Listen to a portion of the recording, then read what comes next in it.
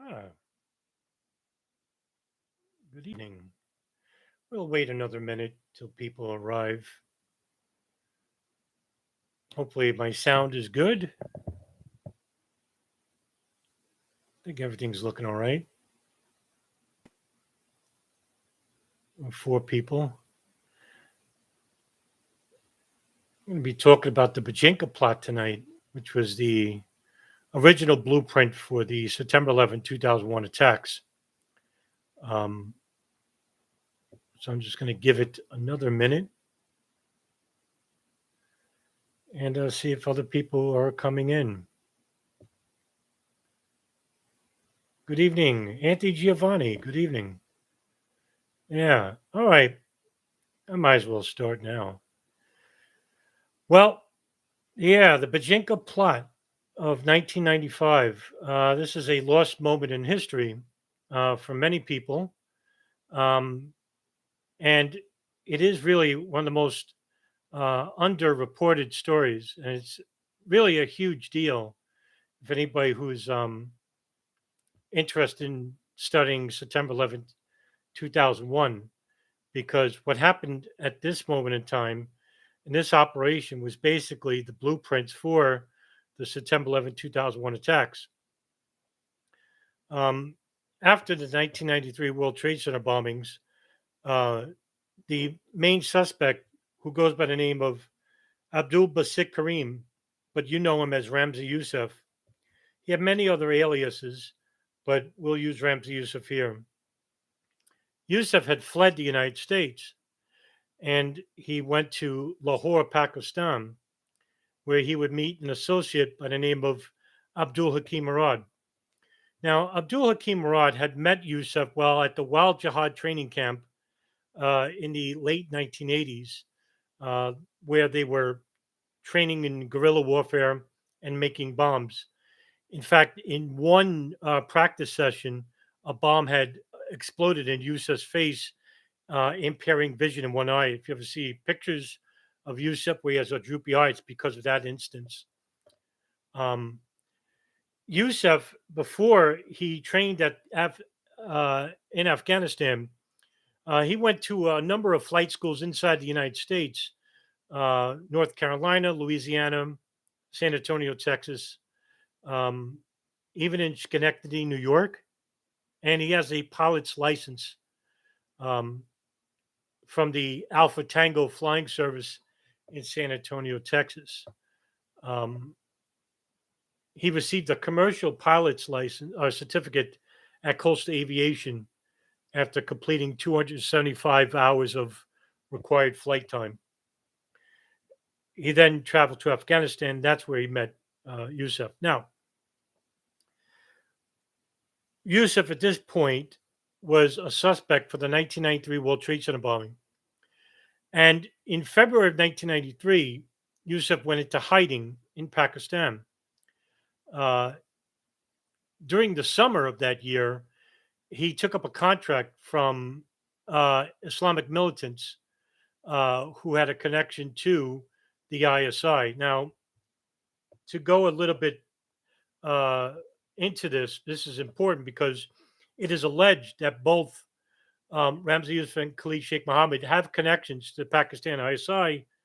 Back in 1993, U.S. agents had uncovered photographs showing Khalid Sheikh Mohammed with associates and the future Pakistani Prime Minister Nawaz Sharif. Uh, Later, the Financial Times would report that Mohammed and his allies must have felt pretty confident that their ties to Pakistani Islamists, as well as the ISI, um, would prove invaluable later in helping him travel around the world relatively unscathed by the intelligence services. And to some extent, that's true. Um, what kind of connections you have with the ISI? It's really questionable at this point. There's very few reputable sources that I can give to you. One of them being a Los Angeles Times report on June 24, 2002, and also historycommons.org which, by the way, is incidentally down at the current moment. Um, and so, what kind of connections he had with the ISI? Well, he had some connections, it seems, but how does that relate to Ramzi Yousef? I don't know, to tell you the truth. Um, However, that summer he took up a contract with Islamic militants to assassinate the Prime Minister uh, of Pakistan, Benazir Bhutto. Um, the militants were the Sipa al Sahaba. The Sipa al Sahaba is a Muslim organization based in Pakistan, which is basically a Deobandi Sunni organization, um, and they didn't like the fact that it's a woman who's in positions of power in Pakistan. And what they wanted was a male who would uh, create Pakistan into an Islamic country, even though it is predominantly 97% Sunni Muslim. But that their nefarious government under previous leaderships like Hamid Gul um, and Zia-ul Haq, these are people who had connections with the United States to some extent, and they didn't want Western influence inside Pakistan. Pakistan is a very militant country. It is the originator of the Taliban, which was headed by Mullah Omar.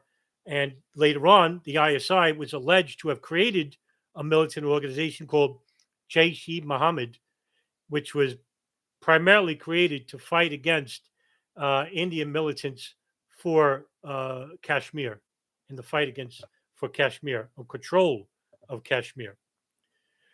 However, the operation involving the assassination of Benazir Bhutto failed because Ramzi Yousef, who was in a car with Abdul Hakim Murad, planted a bomb near this. I think it was a like a sewer of some sort, uh, and it was like a small makeshift bomb in a bag and put it in a sewer near Benazir Bhutto's house. But the bombing had to be aborted because there was security around the premises. And as he was trying to recover the bomb actually blew up. And Murad had to drive Yousef to the hospital where he had to recover from his wounds. Um, After a couple of months of recovery, this didn't stop Yousef. He was a notorious plotter of terrorist operations.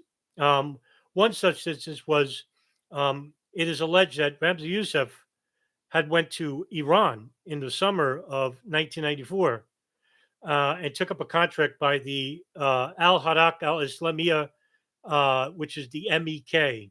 Uh, the MEK basically are an Iranian political militant organization which advocates for the overthrow of the Iranian Republic. They're not a religious organization, so they're not like a Salafist organization. These are Shiites. However, they wanted him to bomb the shrine of Ali al Rida. Uh, Ali al Rida is a descendant of the Prophet Muhammad and a eighth Imam in the 12er Shia Islam. And on this day, which took place on Ashura, one of the holiest days of Shia Muslims, where Ramzi Yousef is a Sunni. He's actually a Baluchi Sunni. Um,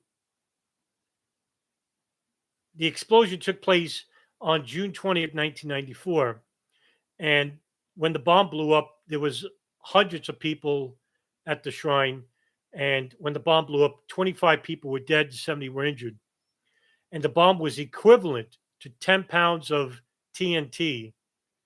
Um, Now, there was a number of different groups that took responsibility for this. Um, a Sunni group, which was basically unknown at that point. Iranian authorities really didn't have any strong links, but the government laid blame on the People's Mujahideen of Iran and MEK. But later on, it was found out that the suspects involved was Ramzi Yousef, who built the bomb for the MEK. Almost immediately upon this, Yousef had traveled uh, later on that year in December of 1994. Uh, Yousef had traveled to um, the Philippines. Now, there was a connection here from an earlier contact of Al Qaeda named Mohammed Jamal Khalifa, who's the brother in law of Osama bin Laden. He had a number of charities running here, legitimate charities. These were basically money fronts for Al Qaeda. And that was exactly what the reason were for creating these charities. And Philippines is known to be a hotspot for Islamic militancy. There was a group, two groups actually, that were aligned with Al Qaeda, and they were Abu Sayyaf and Jemaah Islamiyah, headed by Ridwan Isamuddin, who went by the Nam Dagur Hambali. Ridwan Isamuddin is actually a notable bomb maker himself and a terrorist financier and a plotter. The name of the operation was Oplan Bojinka, which was a large scale three-phase terrorist attack or an operation that was constructed by Khalid Sheikh Mohammed, who then traveled to the Philippines at this point, Ramzi Yousef, and an associate, Abdul Hakim Murad, and later alleged Wali Amin Khan Shah, who would later have claimed while he was in prison he had no links to this operation whatsoever. Take that with a grain of salt. He was actually released earlier this year. Now, this operation um, basically had three phases. The first was to assassinate Bill Clinton, but Bill Clinton had tight security in the Philippines and they couldn't get to him. So, in replacement of that, they were going to assassinate Pope John Paul II, who was scheduled to visit the Philippines. The second phase was to plant 11 microbombs,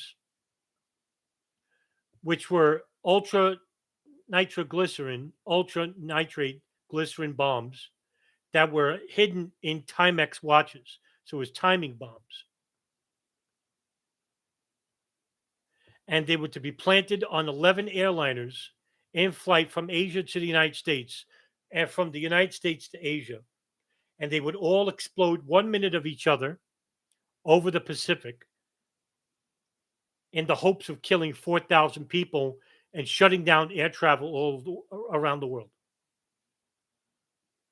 The third phase, which is important, was to hijack a plane and crash it into the Central Intelligence Agency headquarters in Fairfax, Virginia.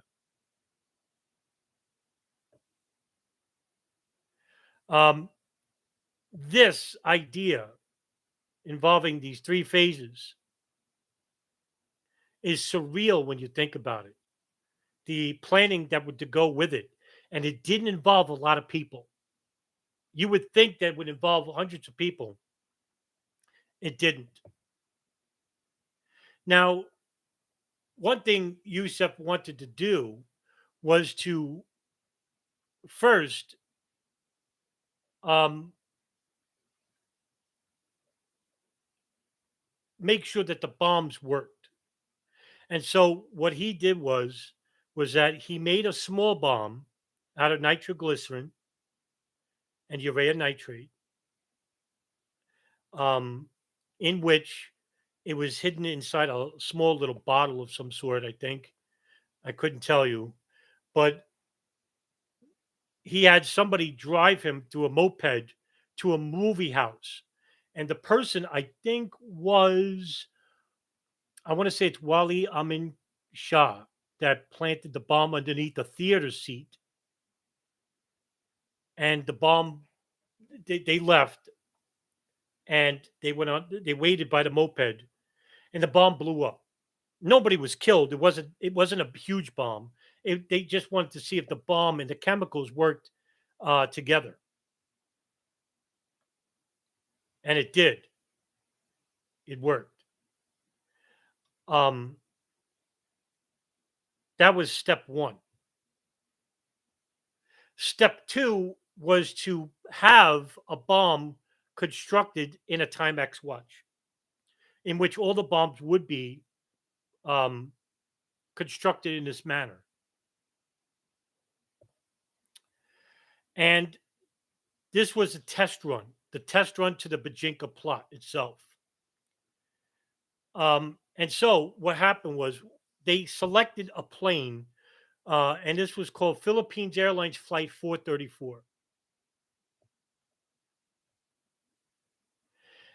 On December 11th, 1994, um, Yousef boarded Philippines Flight 434 from Manila to Tokyo, Japan, with a stopover in Cebu, which is a province located in the Philippines. So the plane would take off out of Manila, stop in Cebu, Yousef would get out, and then from Cebu, it would travel to Tokyo. Now, Yousef at this point couldn't use his real name because he's wanted for the bombing of the World Trade Center in 1993. And so he used this name called Amaldo Forlani, which really it sounds like a porn name. It's almost like an Italian name, I guess. My culture's a little bit off, but Amaldo Forlani. Um, Now, Yousef was a somewhat accomplished forger, and he was able to make an Italian passport for himself with that identity. I guess he could pass off as an Italian when you look at pictures of Yousef when he was younger. He was very tall, and he had like, I guess he looked European enough a little bit. He wasn't dark skinned, very dark skinned at all. Um, Now he got on the plane, and the cabin crew for this leg of the flight would later tell investigators, federal authorities, the FAA, the FBI, that Yousef, while he was on his flight, changed seats several times for a relatively short flight. Now, this leads me to believe that he miscalculated where the fuel tank was.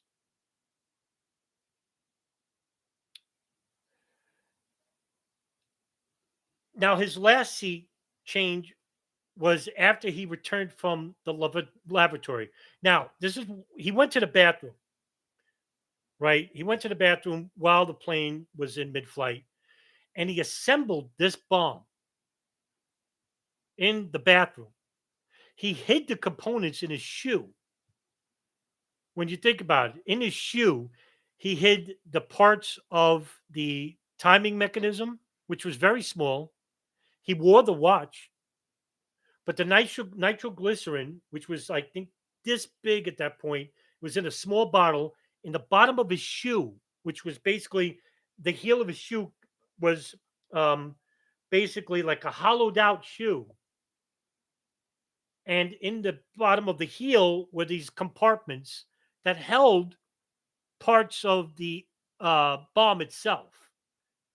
Really, just incredible when you think about it. I hope I'm like reiterating that correctly, um, because they showed you like what he had to do in his shoe to hide these components.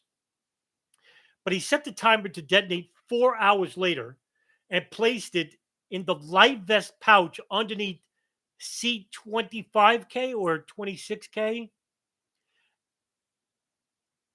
which was on I want to say the right side of the fuselage or the left of the fuselage, but he miscalculated.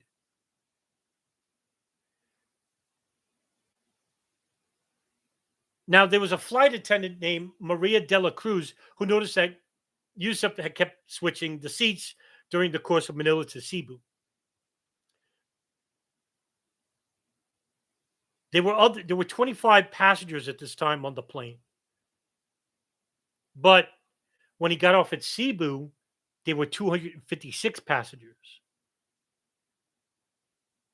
And many of them were Japanese people who were like co-workers traveling as part of a tour group um, from the Philippines in Cebu.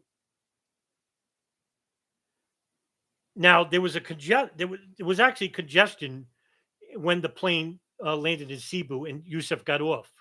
and there was a delay by about 40 minutes. And all the passengers had boarded by 8:30, and the bomb, which is right uh, where the life vest pouch is set to explode in 2 hours. And at 8:38, the plane took off.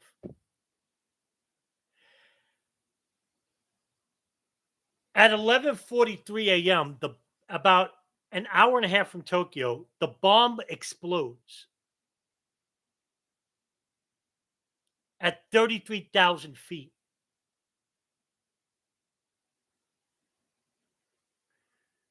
There was a person sitting at that seat where Yousef planted the bomb, and his name was Haruki Ikegami.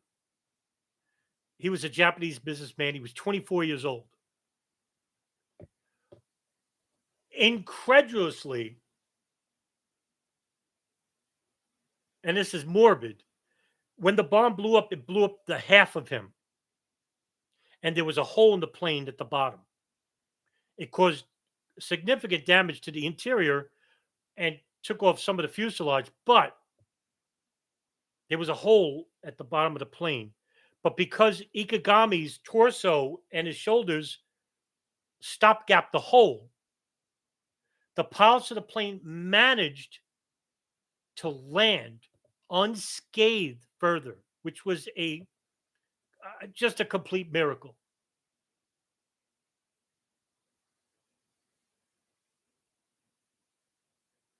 They managed to improvise to manipulate the plane's speed and direction by varying the throttles, engines. And the captain, Eduardo Reyes, made an emergency landing at Okinawa's Naha Airport. 272 people were saved and 20 crew members by the miracle of these the captain and his first officer.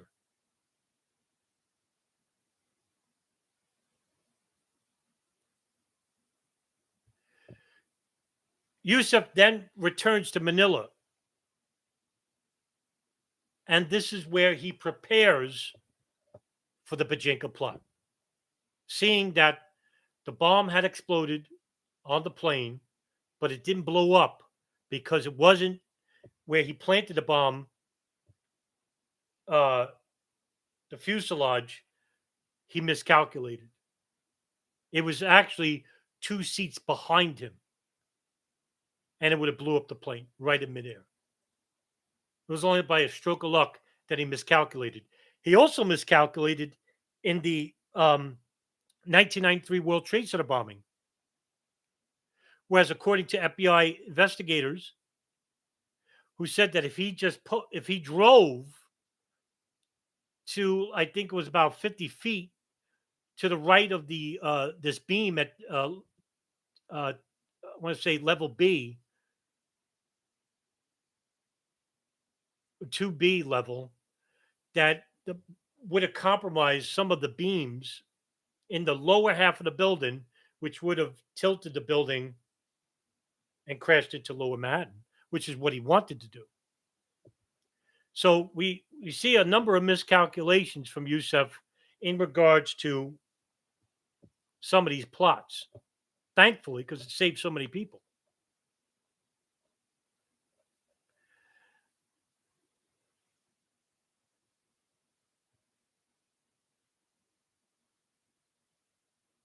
Now, Abu Sayyaf had given Yousef an idea to kill Pope John Paul II. I did a video about 3 weeks ago involving one of Abu Sayyaf's initial founders named Ibrahim Yaqub, but his real name was Edwin Angeles, who is a Philippines investigator who basically infiltrated this group and was second in command at one point and in charge of all hijackings and murders, in which he did. He murdered a lot of people. Abu Sayyaf had asked Ramzi Yousef excuse me, to assassinate Pope John Paul II. And so what he did was that he created this operation where he was going to bomb a number of airliners and implement that with the assassination of Pope John Paul II. What he was going to do, he was going to dress up as a priest. So he bought this priest outfit with a cross, and he was going to make a bomb in a soda bottle and then put it in a plastic bag, a dark plastic bag, and put it in the front of where the people would stand. And when the promenade drove by, it would explode.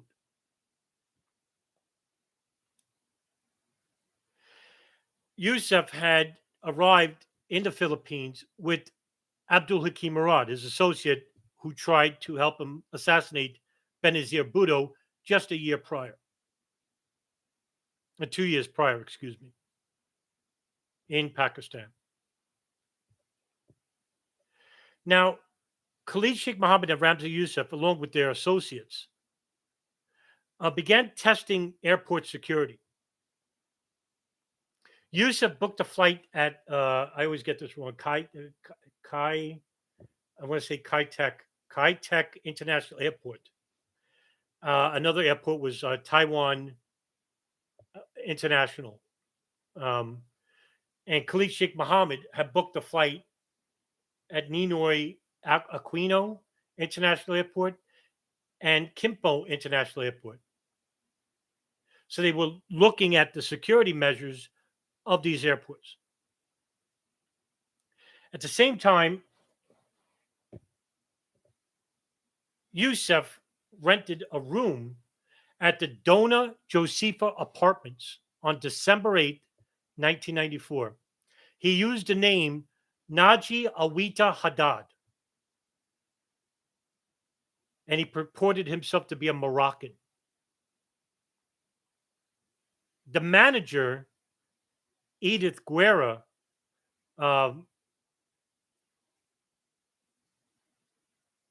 basically mocked Khalid Sheikh Mohammed and Ramzi Yousef when they asked for registration forms because they wrote their real names and they wanted new ones.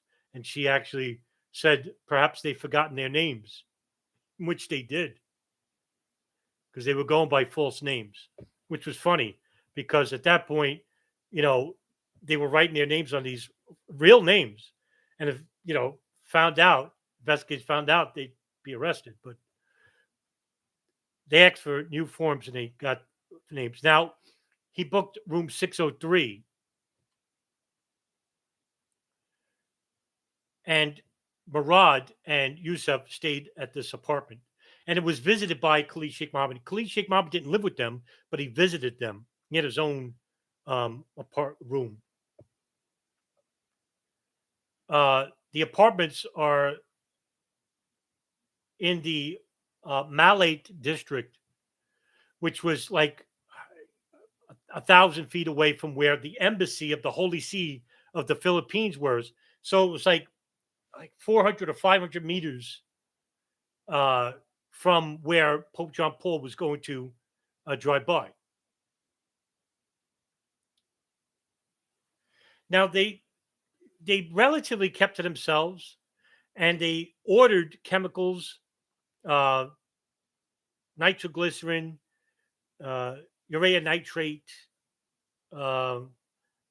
alcohol, rubbing alcohol, by the way. And so this attracted attention to them. So they were pretty suspicious. They claimed to have been students, but the manager, what's her name, Guerrero, she says that they didn't look like students. They were too old. They just didn't give off that feel. And they never asked the room to be cleaned up by the employees of the Dora Josefa. And whenever they were carrying boxes, some of the staff noticed that Ramzi Yousef and Murad had burns on their hands, chemical burns on their hands. Some of the boxes even contained chemicals that were coming from Manila. Khalid Muhammad, by the way, Khalid Sheikh Mohammed was going by the name Abdul Majid at this point, and he had numerous aliases. Both of these guys did. Khalid Sheikh Mohammed is also the uncle to Ramzi Yousef. That's his nephew.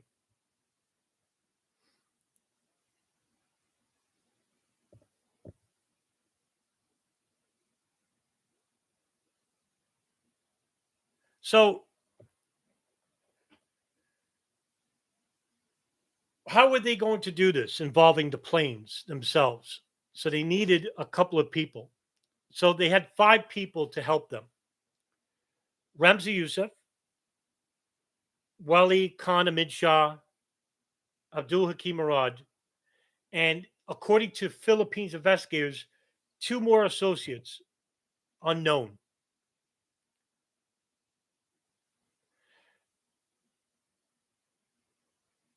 What they were going to do was beginning on January 25th, January 21st of 1995, and ending on January 22nd, 1995, they were going to have to place bombs on 11 U.S. bound airliners, which had all of them had stopovers for the bombers to get off throughout East Asia and Southeast Asia. The bombs will be planted inside life jackets on the first leg, and each bomber would then disembark.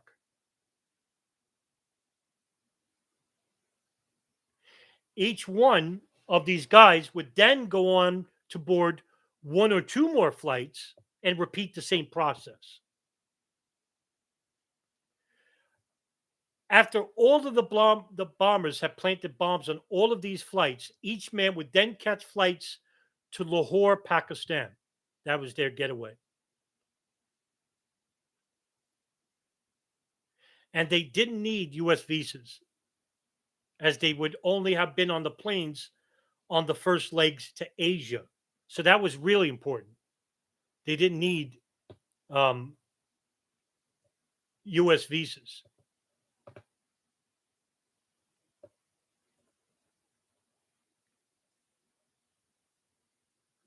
Now, the United States Airlines have been chosen instead of the Asian Airlines, and the reason was this so that it could maximize terror against Americans, basically, and shut down international travel, specifically American travel.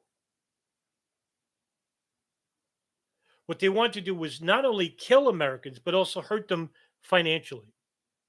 This would also repeat itself with 9/11, in which bin Laden basically said that he couldn't defeat the United States military, which he was right, with Al Qaeda. What he could do was drag the United States into a long, endless war in Afghanistan, just like he did with the Soviets. And boy, was he right about that. And not only that, um, they invaded Iraq as well, which was a double gift for him, and also a gift for other people who were not bin Laden, but foreign lobbyists and the neoconservatives as well. But that's for another discussion.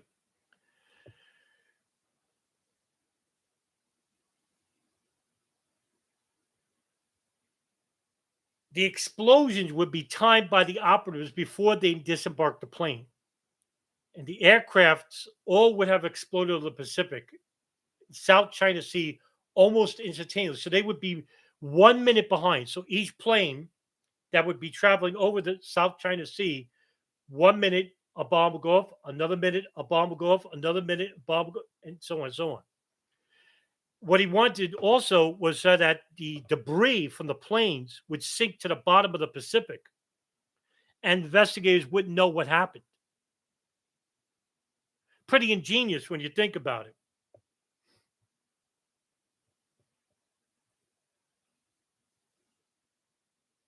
Now, U.S. and the FBI later estimated that the deaths themselves were probably about 4,000 people if the plot had been executed. That's more than the September 11th attack. So this probably would have been worse. The bombs themselves, let me talk about this. Now, the bombs themselves were Mark II micro bombs, which were Casio digital watches as the timers and stabilizers that looked like cotton wool balls and nitroglycerin, undetectable nitroglycerin. Ingredients like nitrate, sulfuric acid, glycerin was involved in the making of this bomb. And there would be two 9-volt batteries in each bomb as a power source. The batteries were also uh, be allowed. He was allowed to carry the batteries, but he hid the ingredients in his shoe. The batteries would be connected to a light bulb filament that would detonate the bomb.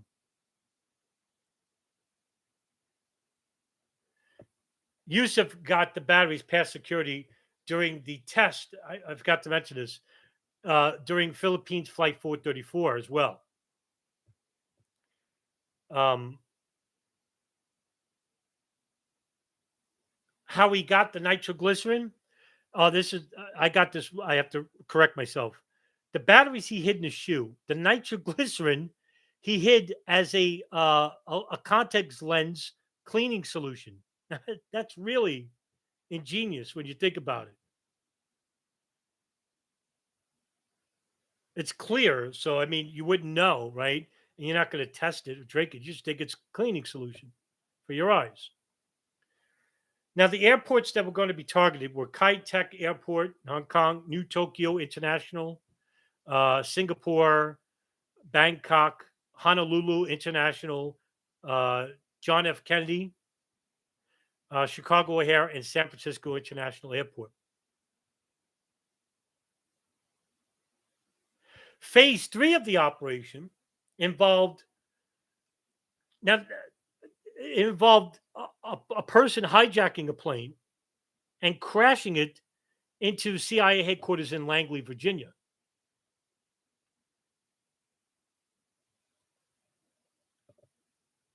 Now, this was going to be performed by Abdul Hakim Murad, who I said that he already had a pilot certificate, so he had training on planes. And you don't need to be an expert to crash a plane. All right, just there's one thing I noticed with 9/11 truthers is that, oh well, these guys were terrible pilots. Well, you don't have to be an expert to crash a plane, and these guys were only doing it once, right? They were going to kill themselves. So he was actually going to crash a plane into CIA headquarters. And he was slated to be the suicide pilot for this operation.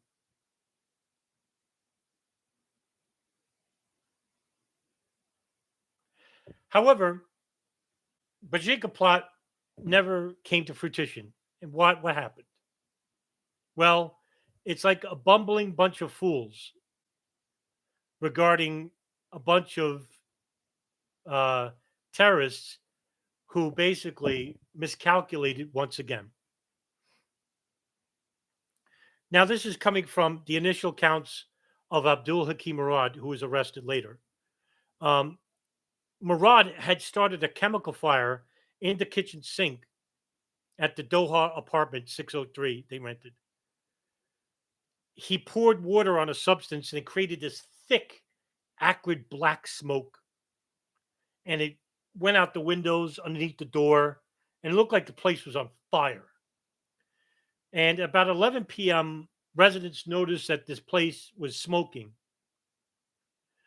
The owner of the apartments, Edith Guerra, she called the fire brigade and the police came. But Yousef and Murad left the apartment before any of this happened. And they were across the street watching. One of the arriving officers was Ada D. Farascal. She was the watch commander. And Police Major Francisco Bautista. They decided to investigate and they went in a room. And when they went in the room, while the smoke was dissipating at this point, they saw a bunch of really incriminating things. First of all, the room was a mess. Second of all, they noticed an amazing array of things that would make them go, numerous priests' outfits with crosses and Bibles, hot plates, a bunch of containers with liquids in them, timing watches with wires sticking out, uh, a whole bunch of electrical wiring. So it was like, wow, what the hell did we uncover here? So they really didn't know what was happening at this point. They really had no idea what they stumbled upon. So they're like, what's going on here? While all this is happening, an amazing revelation happened. Yousef forgets his laptop is there. Now the laptop contained all the names involved with the plot as well as the plot itself. He needed that back. He tells Abdul Hakim Murad to go back and get it. Incredulously, Murad agreed. He went back and tried. So as he's going up the stairs, the fire people, the fire brigade, as well as Ada Farascal and Batista, the major, police major Batista, they all turn around at the same point as he's going right near the door. It was almost like a time stopped. Here's a guy coming up the stairs, and everybody just turned around, and Murad just hightailed it out of there, and now it was a run for freedom at this point. Everyone's running after him. Murad had tripped over this tree that was, I want to say it came down from a storm that they previously had, and he tripped over this tree log, and that's how they caught him.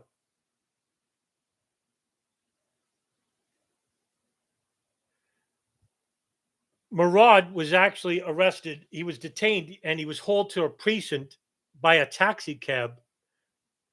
As hundreds of people are outside. They're wondering what the hell's going on. They're surrounding the cab. The police just want to get him out of there. We need to talk to this guy. We need to know what's happening.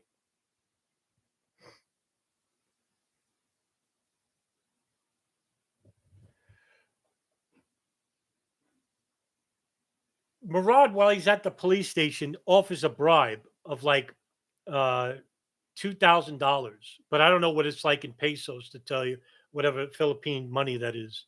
But the officers refused this bribe. And while at the precinct, Murad agrees to sign a statement saying that he was innocent and that he's a tourist. He's actually a chemical in the chemical business, import business. And really said some incriminating things, mumbling to himself.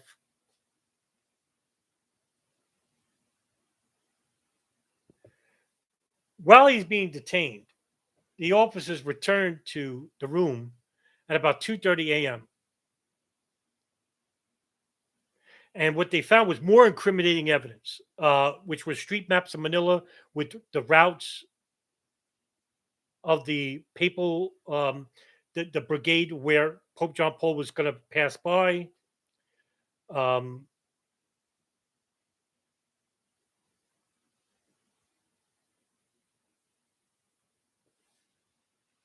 and also a list of phone numbers that were for people that they didn't know who they were. So they took all this stuff and they brought it back to the police station.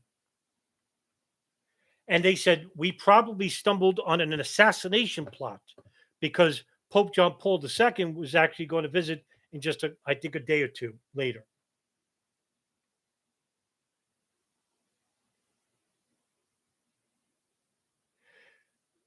The chemicals that they found was like a whole slew of chemicals. I mean, the room was basically filled with chemicals. Sulfuric acid, nitric acid, glycerin, acetone, ammonia, silver nitrate. And it was all like these beakers, kettles, and funnels that were there. I mean, it was just like stumbling upon like a scientific lab at one point, but it looked really surreal because at one, all this was on a table as well as the kitchen sink. And on the bed, you had these outfits for like a paper, like a priest outfit with crucifixes and Bibles. It really, it was just surreal, a surreal scene. And of course, the Holy Grail was found, which was Yousef's laptop. And they found along with it 4 floppy disks, and it was a Toshiba laptop.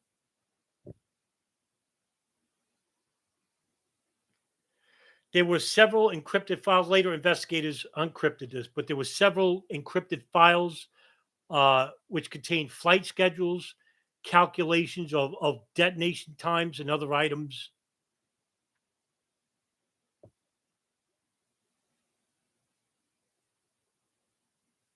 And a file named Bojinka was found that listed the 11 flights between Asia and the United States, which were grouped in 5 code names.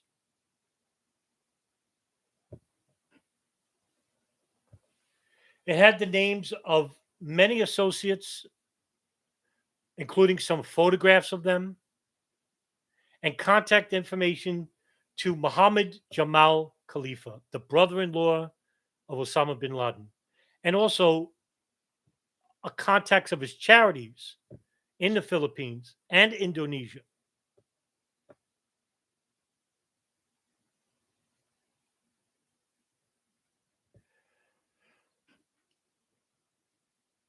There was also a letter that was found, interestingly enough, that was threatened to assassinate Fidel Ramos, who was the president of the Philippines as well. But that was not part of the intended operation that's found on the laptop. All in all the evidence filled like 4 police cars full. It was vans actually.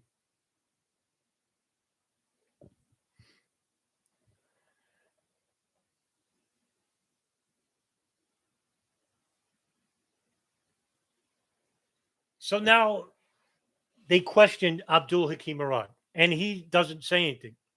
So what do? Well, Philippines is known for coercive measures, and so they beat up Abdul Hakim Murad for a day or two, and they begin to heighten their torture by putting out their cigarettes on his face, beating his feet with tree logs, and threatening him to send him to Israel. And that worked for some reason. It worked. It got him to talk a little bit, but they figured this guy knows a lot more than what he's saying. So the lead Philippine investigator of the Bojinka plot goes by the name of Rodolfo Mendoza, Colonel Rodolfo Mendoza. Rodolfo Mendoza, what he does is he comes into the room where Murad is, and the first thing he does is he pulls out a McDonald's hamburger and a drink, and he shows it to Murad, who hasn't eaten in a couple of days. And Murad goes to grab it. He goes, "No, no." He goes, "You have to earn it." So he gives him a couple of French fries, to let him know what he's missing. And Murad begins to open up. And he tells him about the plot.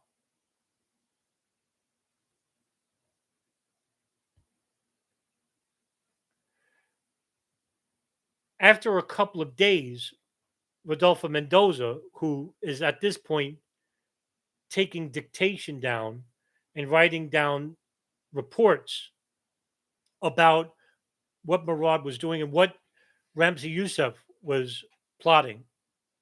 But he never mentions the name Khalid Sheikh Mohammed because he only knows him by his nom de guerre, which he used many different um, aliases. So Abdul Hakim Murad couldn't tell him his real name. However, there was something illuminating and something very shocking to the investigators and Rodolfo Mendoza was that Murad told them about an extra operation that was going to follow the Bojinka Plot. And that was that there were sleeper cells already in the United States in the mid 90s and early 90s that were going to hijack multiple aircraft and crash them into sensitive U.S. targets: the World Trade Center, the Pentagon, Golden Gate Bridge, the Sears Tower, even a nuclear facility. The contents of how many people would be involved, Murad said approximately 15, but they really couldn't tell.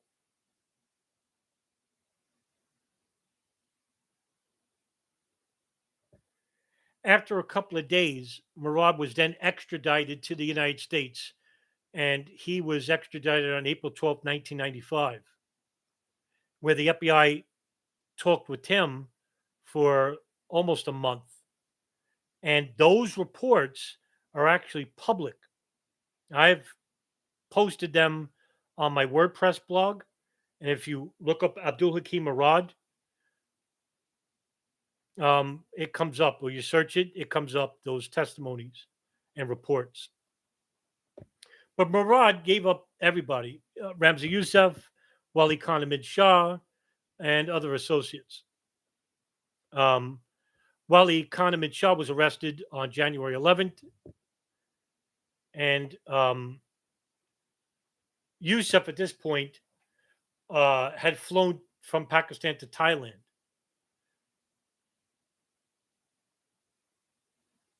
In an attempt to place a suitcase bomb on Delta Airlines and United Airlines. And he said that he didn't have help.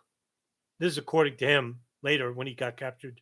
Um, there was too many people around, and the security was tight at this point because now the Bojinka Plot was known to people.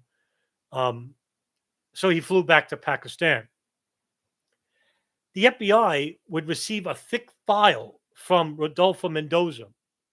And according to Rodolfo Mendoza, the FBI knew about a plot to bomb airliners as well as an extra plot of wanting to hijack airliners and crash them into sensitive targets inside the United States. Now, need I remind you, this is 6 years prior to September 11, 2001. According to Colonel Rodolfo Mendoza, later in an interview with Associated Press, he said the FBI took the information and did nothing with it. When I mean nothing, there was no extra security measures by the FAA.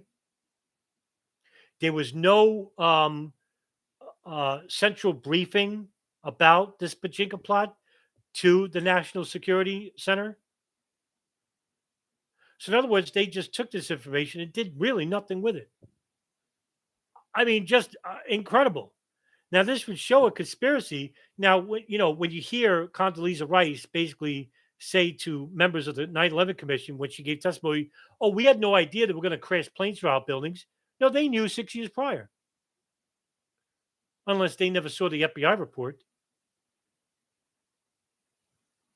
which I find hard to believe.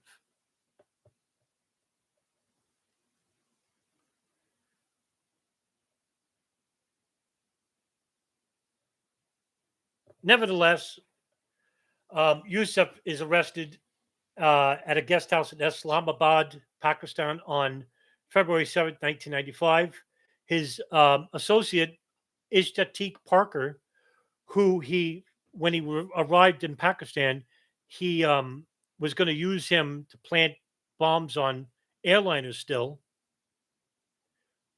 But Ishtatik Parker actually reported Yousef because at this point there was I think it was a $5 million reward or $10 million reward for Ramzi Yousef to be captured. Um, and he was captured.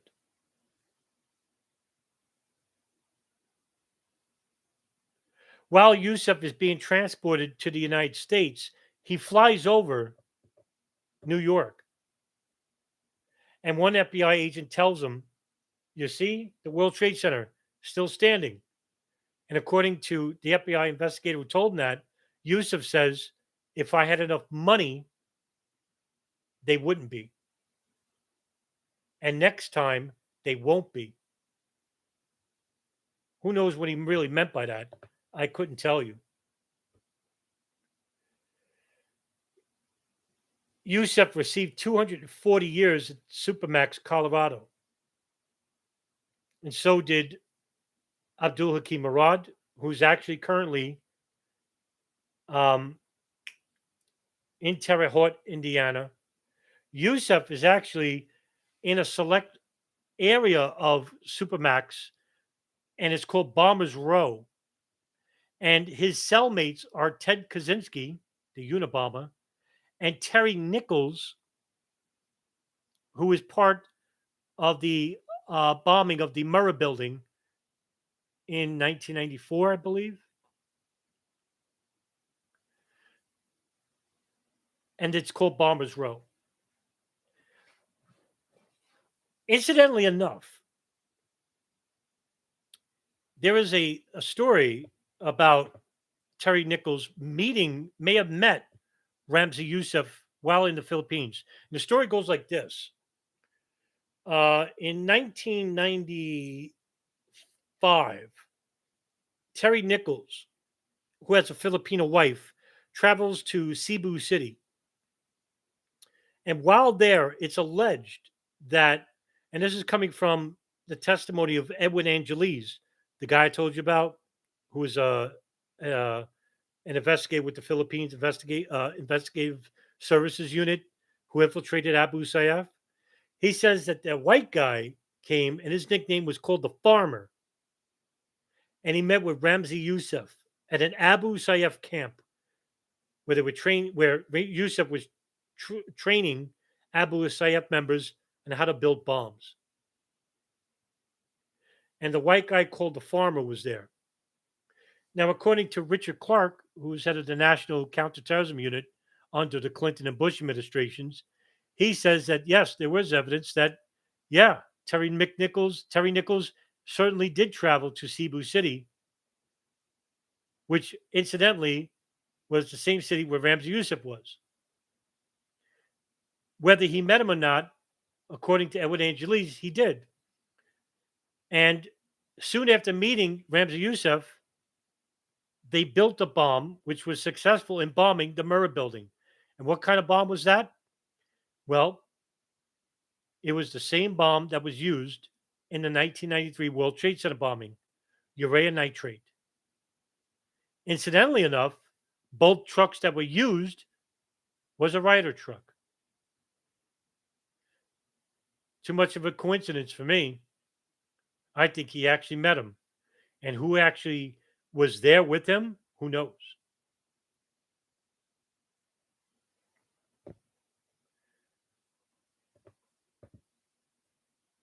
Whether the operation would have provided the blueprints for 9/11, one thing is for certain is that federal investigators were really well known about this operation. They had the information. 6 years prior to September 11, 2001, it was there in black and white that they wanted to hijack planes and crash them into high valued American targets, and even named some of the targets involved in crashing the planes. This would broadcast a bigger conspiracy that we can make the argument that federal investigators, and who knows, maybe even the White House at that point, the State Department, the National Security Council, they had this information. They knew. 6 years prior, and they did nothing. Nothing to enhance security at U.S. airports internationally as well. Nothing to heighten awareness with the federal authorities, aviation authorities. Nothing. This wasn't shared with anyone. In fact, Bojinka Plot was relatively forgotten at that time. And now, 25 years later, 26 years later, it's hardly ever mentioned at all. The truthers like to say that, oh, 9/11 came from Operation Northwoods. Well, no. Operation Northwoods was a international operation. It didn't involve domestic flights, but Bojinka Plot certainly did, and involved also with international flights. And also, it is the only operation where it is known that they wanted to hijack airplanes and crash them into U.S. institutions and buildings. Now, I ask you, the good people in this room, how is it that the FBI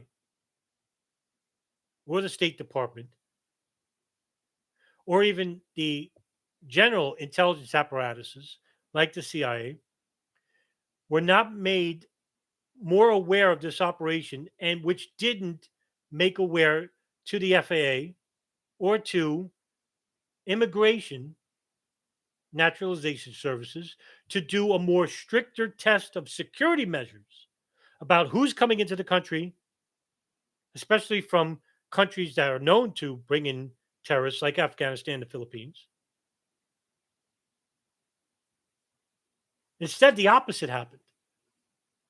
Security was certainly lacking on September 11th, 2001, and INS basically tried to do their job at certain extents.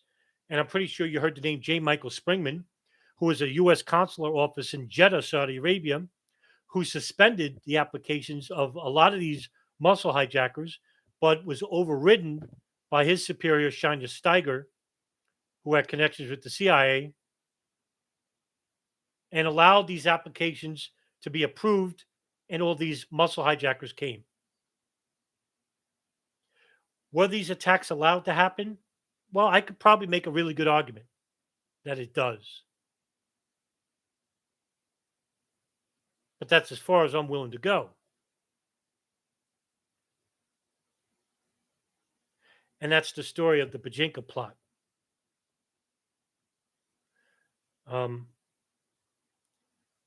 I see there's 11 people here. I'll take questions if you have any. It really is a underreported story, to tell you the truth. Hardly anyone talks about this.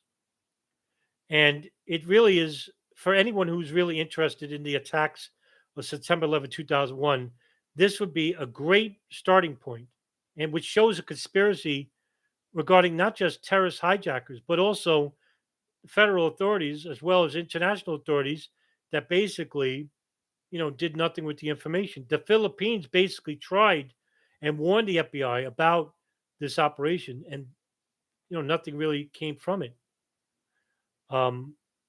Which really goes to show you that either they were just ill prepared for an operation like this, or something more nefarious. Maybe the higher ups basically didn't want to uncover what was going to happen. But let's just say Bojinka plot basically did happen. That would have been the September 11th, 2001 attacks. It just would have happened 6 years prior. It probably would have been worse. A lot more people would have been killed. Bird word list. Have you ever heard of the INS agent who was trying to get access to Moussawi's laptop and was angry he didn't get access to it before 9/11? He was set to testify and died in a motorcycle accident. Well, the person who arrested Zacharias Moussawi was Harry Samet.